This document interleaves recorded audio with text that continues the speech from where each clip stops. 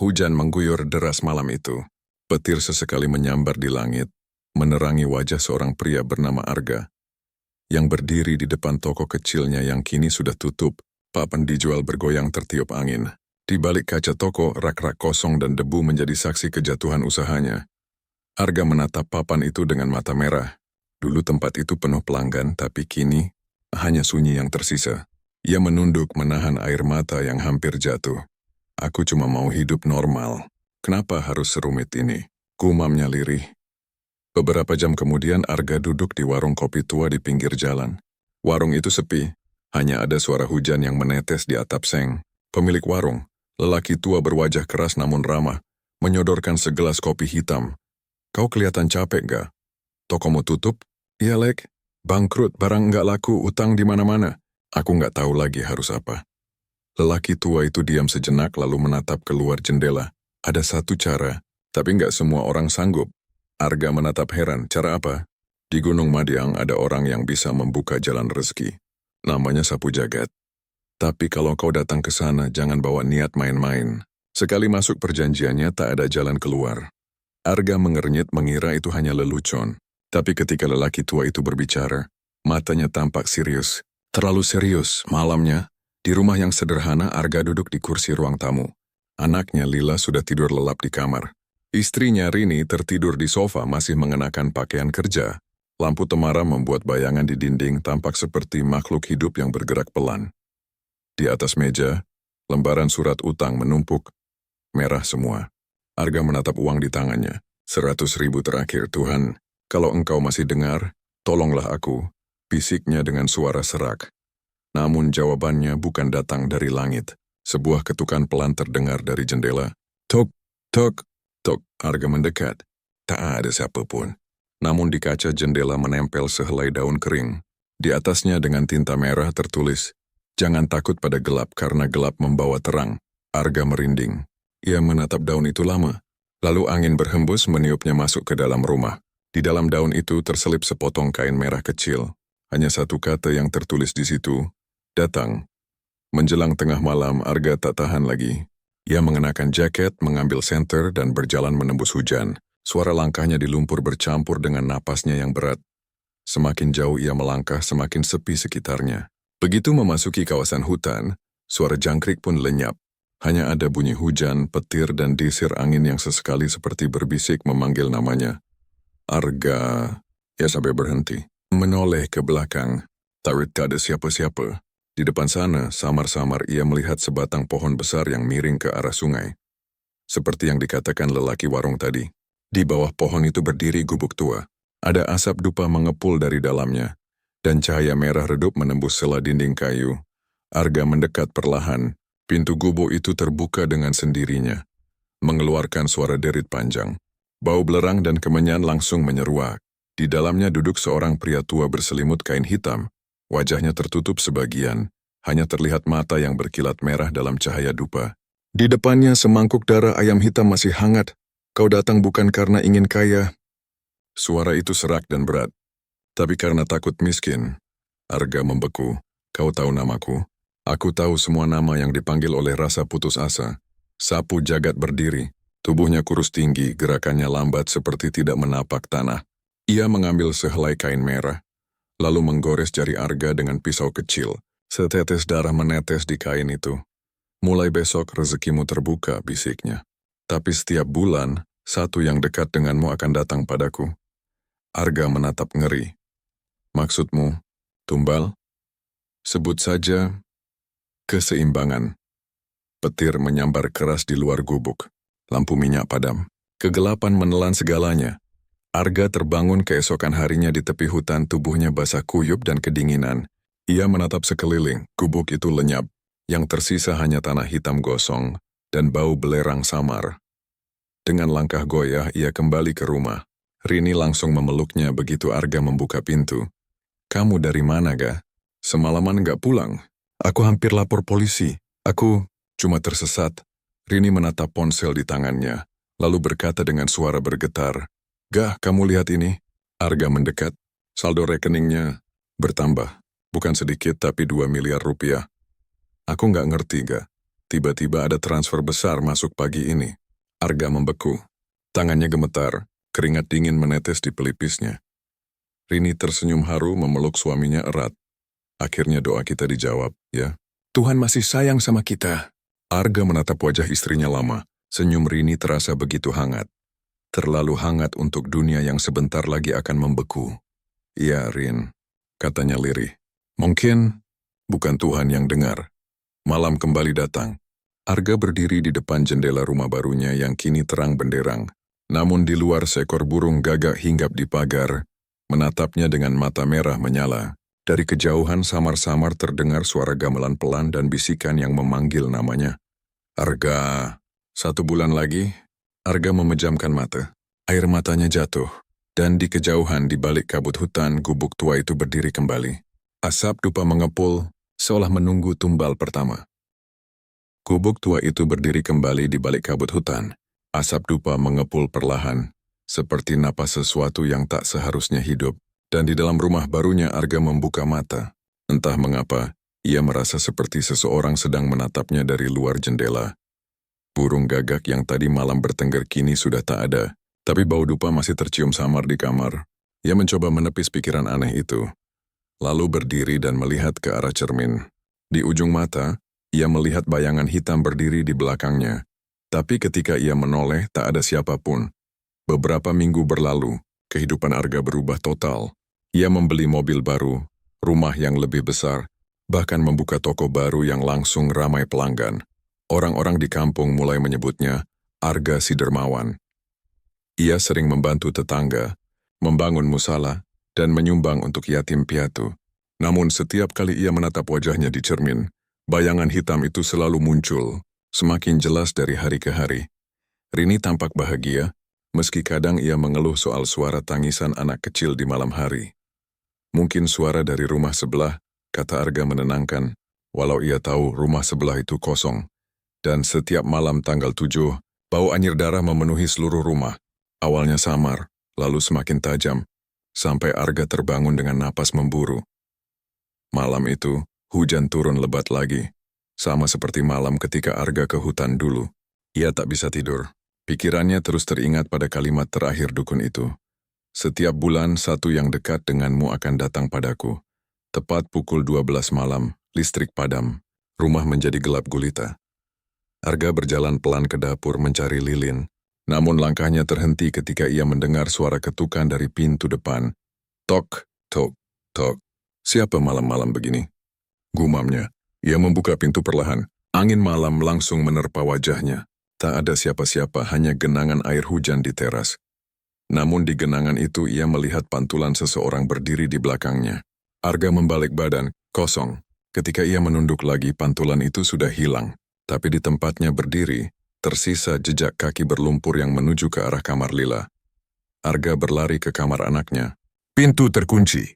Ia mengetuk dengan panik. Lila, bukain pintunya nak. Tak ada jawaban. Ia menendang pintu hingga terbuka. Lila sedang tidur nyenyak. Tapi di ujung tempat tidurnya berdiri sosok wanita berambut panjang. Punggungnya menghadap ke Arga. Baju putihnya basah kuyup seperti habis keluar dari sungai. Arga terpaku. Tubuhnya tak bisa bergerak. Sosok itu perlahan menoleh. Wajahnya penuh darah, kulitnya pucat, dan matanya kosong menatap Arga. Kau sudah kaya, Arga. Bisiknya dengan suara lirih namun menggema. Sekarang, saatnya membayar. Seketika lampu menyala kembali. Sosok itu menghilang. Lila terbangun dan menangis keras memeluk ayahnya. Ayah, ada ibu di sini tadi, katanya sambil gemetar. Dia bilang aku akan ikut dengannya. Arga memeluk anaknya erat, keringat dingin membasahi lehernya. Ia tahu siapa yang dimaksud. Rini tak pernah menyebut dirinya ibu dengan nada seaneh itu. Keesokan harinya Arga pergi ke kantor untuk mengalihkan pikirannya. Tapi berita buruk datang. Teman lamanya Bima ditemukan meninggal di rumahnya dalam keadaan mengenaskan. Darah mengalir dari telinga dan hidungnya, matanya melotot menatap kosong ke langit-langit. Polisi bilang itu serangan jantung. Namun Arga tahu, itu tepat 1 bulan sejak perjanjiannya dengan sapu jagat. Dan Bima adalah orang yang dulu memberinya petunjuk menuju dukun itu.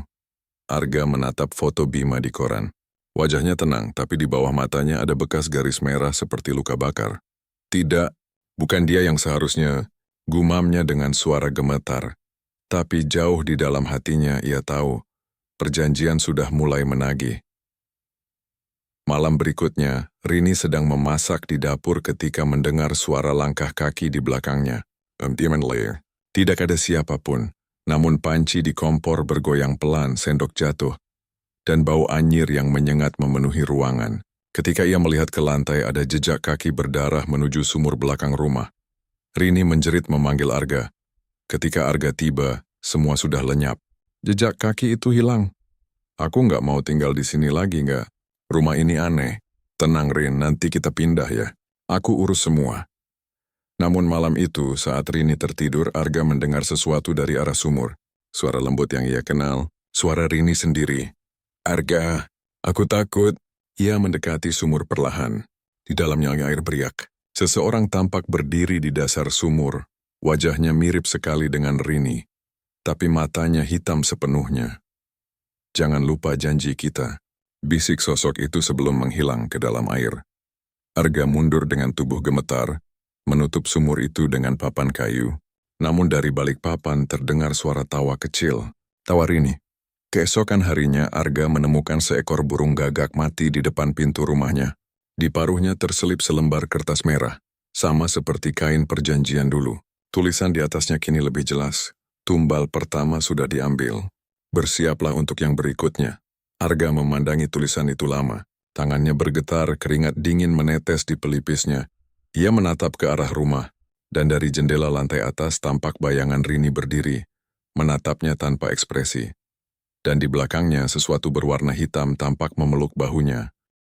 Bayangan hitam itu masih memeluk bahu Rini dari balik jendela. Arga menatapnya kaku, napas tercekat. Kilatan petir membuat siluet tubuh istrinya tampak semakin jelas. Mata kosong, bibir pucat, dan senyum tipis yang bukan milik Rini yang ia kenal. Ketika Arga berlari masuk, jendela kamar sudah terbuka lebar. Tirai berayun, dingin malam masuk menampar wajahnya. Rini berdiri di sudut kamar, menatap ke arah sumur di halaman belakang. Rin, suara Arga serak. Kau lihat sesuatu? Rini tak menjawab. Perlahan ia menoleh. Matanya merah dan basah seolah habis menangis lama. Aku mimpi. Gak, ada tangan hitam yang menarikku ke dalam sumur. Katanya, sudah waktunya aku membayar. Arga memeluknya erat, menenangkan. Tapi dalam hatinya, ia tahu mimpi itu bukan mimpi. Sejak malam itu, kondisi Rini mulai berubah. Tubuhnya makin lemah, nafasnya pendek, kulitnya pucat seperti tanpa darah. Setiap pagi ia mengeluh pusing dan mual. Dokter berkata semuanya normal, tapi Arga tahu ada sesuatu yang tidak normal sama sekali. Rini sering melamun di depan jendela, terkadang tersenyum sendiri. Kadang bibirnya bergerak seperti sedang berbicara dengan seseorang yang tak terlihat. Suatu sore, Arga mendengar Rini berbisik di dapur. Jangan sekarang, tunggu sebentar lagi. Aku masih ingin lihat Lila bahagia. Saat Arga mendekat, Rini terkejut, wajahnya pucat. Kau bicara dengan siapa, Rin? Enggak ada siapa-siapa. Namun di lantai Arga melihat bekas jejak kaki berlumpur kecil menuju arah kamar tidur.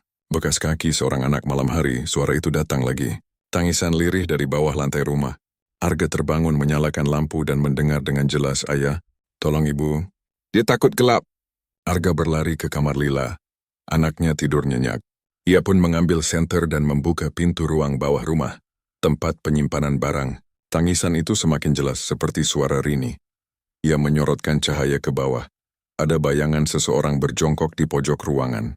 Rambut panjang menutupi wajahnya saat cahaya senter menyentuhnya. Sosok itu berbalik. Wajahnya sama persis seperti Rini, tapi kulitnya membiru dan bola matanya hitam seluruhnya. Aku kedinginan, Ga. Senter Arga jatuh. Ia menutup pintu cepat-cepat dan menekan punggungnya ke dinding. Napas terengah-engah.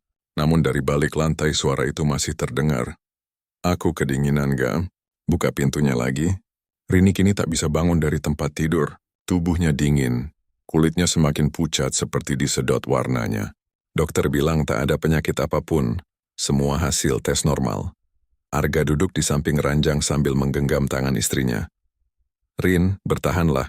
Aku akan cari orang pintar ya. Rini membuka mata pelan menatap suaminya. Tidak usah, Ga. Aku tahu ini bukan penyakit. Aku tahu kenapa ini terjadi. Apa maksudmu? Rini menatap lurus ke langit-langit. Air matanya menetes. Malam itu, waktu kamu hilang seharian aku mimpi. Ada lelaki tua dengan kain hitam datang padaku. Dia bilang, rezeki sudah ditukar. Arga menutup wajahnya, menahan tangis. Maaf Rin, aku cuma ingin keluarga kita hidup layak. Aku nggak tahu kalau harus begini. Rini tersenyum lemah. Aku tahu kau melakukannya karena cinta. Tapi sekarang, biarkan aku yang bayar. Malam ke-40, Rini tak sadarkan diri. Lila menangis di ruang tamu sementara Arga berlari keluar rumah menuju hutan, mencari gubuk dukun sapu jagat. Kabut tebal menutup jalan tapi ia terus memanggil-manggil. Sapu jagat, tunjukkan dirimu. Ambil aku, jangan dia. Namun hutan sunyi. Sampai akhirnya, dari balik kabut muncul siluet tinggi berjubah hitam. Dukun itu berdiri diam, wajahnya samar. Janji sudah dibuat Arga. Ambil aku, bukan istriku. Tak bisa. Yang diambil selalu yang paling mencintaimu. Arga berlutut menangis keras. Aku mohon. Sapu jagat mendekat, menepuk bahunya. Menyesal sekarang tak mengubah apapun. Kau hanya akan menyaksikan bayaran dari doamu sendiri. Arga berlari pulang, tubuhnya penuh lumpur. Saat ia tiba, Lila duduk di depan kamar. Wajahnya basah air mata. Ayah, ibu nggak bangun lagi? Arga menerobos masuk. Rini terbaring diam, tubuhnya dingin, matanya terbuka lebar. Dan dari hidungnya menetes darah segar yang membentuk pola aneh di bantal, seperti lambang kain merah pesugihan itu. Arga berteriak histeris. Ia mengguncang tubuh Rini, memanggil namanya berulang-ulang tapi tak ada jawaban. Ketika ia menunduk menangis di dada istrinya, tiba-tiba ada tangan halus yang menyentuh rambutnya.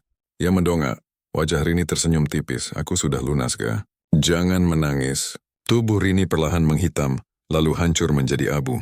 Arga berteriak memeluk kehampaan. Malam itu Arga duduk sendiri di ruang tamu tanpa suara, tanpa cahaya. Lila sudah tertidur kelelahan.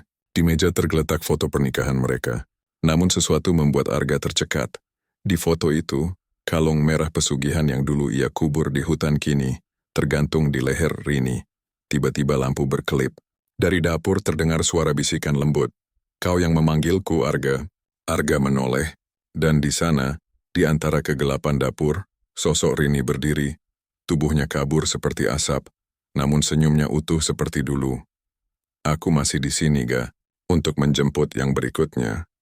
Aku masih di sini, Ga, untuk menjemput yang berikutnya. Kalimat itu bergema di seluruh ruangan, menggema seperti gema dari dasar sumur tua. Arga membeku, tubuhnya tak bisa bergerak, matanya terpaku pada sosok Rini yang berdiri di ambang dapur. Senyumnya lembut, tapi di balik lembut itu, ada sesuatu yang kelam. Sesuatu yang bukan manusia lagi. Rin, jangan dekati aku.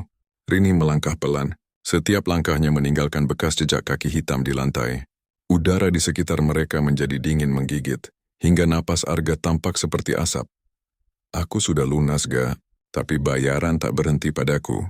Satu darah harus meneruskan perjanjian itu. Tidak, aku akan memutus semuanya. Aku akan... Rini menatapnya dalam-dalam. Sudah terlambat. Keesokan paginya, Lila menjerit keras dari kamar. Arga berlari dan melihat sesuatu yang membuat darahnya berhenti mengalir. Di pergelangan tangan Lila, muncul bekas luka berbentuk simbol merah yang sama dengan tanda pada bantal Rini semalam. Ayah. Sakit panas. Sabar, nak. Ayah di sini. Arga memeluk Lila, tapi kulit anaknya terasa seperti bara. Dari jendela, seekor burung gagak hitam hinggap, menatap ke dalam kamar sambil berteriak keras. Tiba-tiba kaca jendela retak sendiri, dan dari retakan itu muncul bayangan wajah Rini, menatap mereka berdua dengan mata kosong. Dia yang berikutnya, Ga. Arga menjerit melemparkan vas bunga ke arah jendela. Kaca pecah dan bayangan itu menghilang, tapi simbol di tangan Lila semakin merah menyala. Arga kembali ke hutan, ke tempat ia dulu menemui sapu jagat, berharap masih bisa menebus semuanya. Namun gubuk tua itu kini kosong. Di tengah lantai hanya tersisa kain merah yang dulu digunakan untuk ritual. Saat Arga menyentuhnya, suara tua itu bergema dari sekeliling hutan. Perjanjian darah tak bisa dihapus dengan air mata. Arga, bagaimana caranya menghentikan ini? Anak itu tidak bersalah. Satu nyawa bisa menggantikan satu kutukan. Tapi kau harus berani menjadi gantinya. Ambil aku. Ambil aku saja. Bukan aku yang menentukan, Arga. Mereka yang di bawah tanahlah yang memutuskan. Hutan mendadak bergetar, tanah di depan Arga mereka. Dan dari celah itu keluar tangan-tangan hitam yang bergerak mencari, seperti lapar akan sesuatu. Arga mundur, lalu berlari sekuat tenaga meninggalkan hutan. Namun suara tawa perempuan menggema di belakangnya. Suara Rini. Di rumah, Lila duduk di kamar sambil memandangi bonekanya. Lampu redup. Dari cermin di depan meja belajar, bayangan Rini muncul lagi. Kali ini lebih jelas. Lila sayang. Ibu kangen. Ibu. Ya nak, sini peluk ibu. Lila berjalan pelan mendekat ke cermin. Ketika tangannya hampir menyentuh pantulan itu, Arga datang dan langsung menariknya menjauh. Jangan lihat ke cermin. Tapi itu ibu ayah. Bukan, itu bukan ibu. Cermin bergetar lalu retak di bagian tengah. Dari celahnya keluar darah hitam yang menetes ke lantai. Dan di antara suara retakan itu terdengar bisikan. Kau tak bisa melarikan diri dari darahmu sendiri. Malam berikutnya, Arga memutuskan pergi ke sumur tua di belakang rumah. Tempat semua ini bermula. Ia membawa pisau dan segenggam tanah dari kuburan Rini. Kalau tumbal harus dibayar, biar aku yang bayar. Ia menoreh tangannya sendiri. Darah menetes ke tanah. Namun sebelum sempat membaca doa, suara tawa Rini menggema dari dalam sumur. Terlambat. Gak. Sudah ada yang menjemputnya. Arga menoleh ke rumah. Lila berjalan perlahan ke arah sumur. Matanya kosong. Wajahnya dingin. Lila. Jangan, Arga berlari memeluk anaknya. Namun tubuh Lila tiba-tiba kaku. Matanya berubah hitam. Dan dari mulutnya keluar suara Rini. Sekarang giliran darahku yang membayar, Gak. Arga berteriak menatap langit malam sementara tubuh Lila pingsan di pelukannya. Dari dalam sumur muncul kabut tebal berwarna merah, membentuk wajah Rini yang tersenyum lembut sebelum menghilang perlahan. Ketika matahari terbit semua terlihat normal. Rumah tenang. Lila duduk di depan rumah, menggambar bunga dengan kapur warna. Arga menatapnya dari jauh dengan mata sembab. Nak, kamu nggak apa-apa? Enggak ya. Aku mimpi ketemu ibu, katanya ibu udah nggak sedih lagi. Arga tersenyum pahit. Namun ketika Lila berlari memeluknya, ia melihat sesuatu di belakang leher anaknya. Kalung merah yang dulu dikuburnya bersama kain ritual. Arga terdiam. Tangan gemetar, bibir bergetar tanpa suara. Sementara di kejauhan terdengar suara lembut yang berbisik di telinganya. Perjanjian baru sudah dimulai. Perjanjian baru sudah dimulai. Bisikan itu masih menggema di telinga Arga saat ia menatap leher Lila. Kalung merah itu tampak berdenyut lembut seolah hidup, seperti urat darah yang bernafas. Nak, lepaskan kalung itu ya, nggak bisa ya. Ibu yang pasangin waktu aku tidur. Arga membeku, ibu. Ya, ibu datang semalam. Katanya aku sekarang harus jaga ayah. Lila tersenyum polos, tapi matanya tampak berbeda. Ada kilatan merah samar di dalamnya. Bayangan yang menjaga hari-hari berikutnya berjalan aneh. Setiap kali Arga melangkah keluar rumah, Lila selalu tahu kemana ia pergi. Ia sering duduk di teras, menatap langit dengan mata kosong sambil berbisik, ibu bilang, jangan jauh-jauh dari sumur. Arga merasa ketakutan yang tak bisa dijelaskan. Rumah itu kini selalu dingin, meski matahari terik, dan setiap malam, terdengar suara perempuan menyanyi dari sumur tua di belakang rumah. Suara lembut, seperti lagu pengantar tidur, lagu yang dulu sering Rini nyanyikan untuk Lila saat kecil. Tidurlah anakku. Dalam pelukan malam, darah ibu melindungimu. Arga tak tahan lagi. Ia memutuskan untuk mengakhiri semuanya malam itu juga. Ritual pemutusan Arga menyiapkan lingkaran garam dan menyalakan 7 batang lilin di sekeliling sumur. Di tangannya, ia menggenggam foto keluarga yang sudah terbakar separuh. Air matanya jatuh ke tanah. Rin, cukup sudah. Aku akan akhiri semuanya malam ini. Angin berhembus kencang. Dari sumur asap merah mulai naik perlahan, membentuk wajah Rini dengan senyum yang lembut sekaligus menakutkan. Kau tak bisa menghapus darahmu sendiri, Ga. Aku bisa. Aku harus bisa. Arga menancapkan pisau ke tanah di tengah lingkaran garam. Namun tiba-tiba Lila muncul di belakangnya. Matanya merah menyala. Ayah, kenapa nyakitin ibu? Laila, menjauh. Itu bukan ibu. Tapi ibu sayang ayah. Ibu bilang ayah akan tenang kalau ikut ke bawah. Pertarungan jiwa tanah di sekitar sumur bergetar. Lilin satu persatu padam. Suara-suara dari dalam bumi menggema, seperti ratusan bisikan minta tumbal. Rini muncul sepenuhnya. Sosoknya kini utuh, tapi tubuhnya setengah transparan. Mata merah menyala. Rambut berterbangan seolah hidup. Ia menatap Arga dengan penuh kasih dan kesedihan. Kau bisa bersamaku lagi, Ga. Tak perlu takut miskin, tak perlu takut kehilangan. Arga mengguncang kepalanya. Aku nggak mau kekayaan. Aku cuma mau kalian tenang. Ia memeluk Lila erat, menutup matanya, sementara tanah di bawah mereka mulai runtuh perlahan. Rini melangkah mendekat, tangannya terulur. Bawa kami pulang. Gak, biar semua selesai. Pengorbanan terakhir Arga membuka mata, menatap sosok istrinya untuk terakhir kali. Kalau memang harus ada tumbal, biarlah aku. Dengan cepat ia mendorong Lila keluar dari lingkaran garam, lalu menancapkan pisau ke dadanya sendiri. Darahnya menyembur ke tanah, mengenai kalung merah di leher Lila, dan kalung itu terbakar. Hancur menjadi abu. Rini menjerit. Tidak, kau bodoh, Arga. Dengan begitu, kau menghapus kami semua. Tanah bergetar hebat, api lilin menyala kembali dengan cahaya putih menyilaukan. Sosok Rini menatap Arga dengan mata penuh air mata. Kau benar-benar tega meninggalkanku lagi. Arga tersenyum lemah, darah menetes dari bibirnya. Aku tidak meninggalkanmu, Rin. Aku cuma menebus. Rini terisak lalu memeluk tubuh suaminya. Dalam pelukan itu, keduanya perlahan larut menjadi cahaya putih yang memancar ke langit, meninggalkan hanya hening dan debu di atas tanah. Pagi setelah badai, ketika pagi datang, Lila terbangun di ruang tamu. Semua tampak damai. Sumur tua itu kini tertutup batu, dan di atasnya tumbuh bunga merah yang belum pernah ia lihat sebelumnya. Ia berjalan pelan menyentuh bunga itu. Ibu, ayah. Dari arah angin terdengar bisikan lembut suara dua orang yang sangat ia kenal. Kami di sini, nak. Hidup bahagialah. Lila tersenyum, air matanya menetes. Ia menggenggam bunga itu erat, lalu berjalan meninggalkan rumah tua itu, tanpa menoleh lagi.